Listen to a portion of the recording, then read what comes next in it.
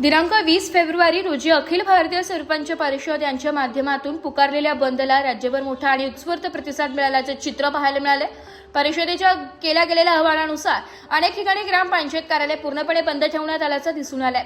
सरपंच ग्रामपंचायत कर्मचाऱ्यांच्या विविध मागण्यांसाठी हा बंद पुकारण्यात आला होता।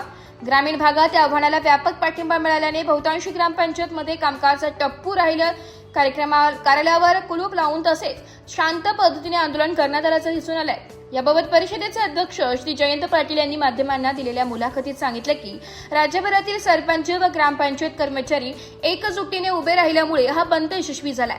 शासनाने आमच्या मागण्यांकडे गांभीर्याने लक्ष द्यावे हीच आमची अपेक्षा होती आणि आहे। या बंदमुळे ग्रामीण प्रशासनाच्या पातळीवर एकजूट आणि संघटित शक्तीचे प्रदर्शन झाल्याची भावना व्यक्त होत असून पुढील काळात शासनाची भूमिका काय राहणार याकडे आमचे सर्वांचे लक्ष लागलंय।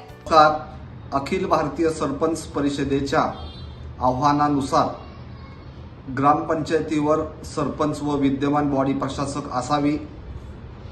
ग्रामपंचायत सदस्य पंचायत समिती सदस्यांना विधान परिषदेच्या निवडणुकी मतदानाचा अधिकार असावा। 3 अपद्याचा कायदा रद्द करावा।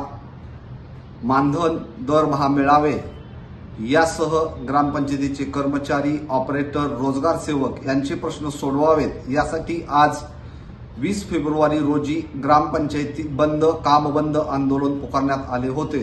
त्यास राज्यभरातून मोठ्या प्रमाणात प्रत्येक जिल्ह्यातून प्रतिसाद मिळालेला आहे।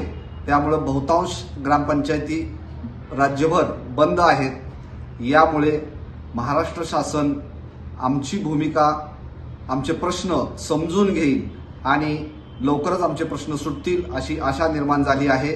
बंदमध्ये सहभागी होणाऱ्या सर्वांचे जाहीर आभार। धन्यवाद। नाशिक लोकशाही न्यूजसाठी उपसंपादक बाजीराव नाना, नाशिक।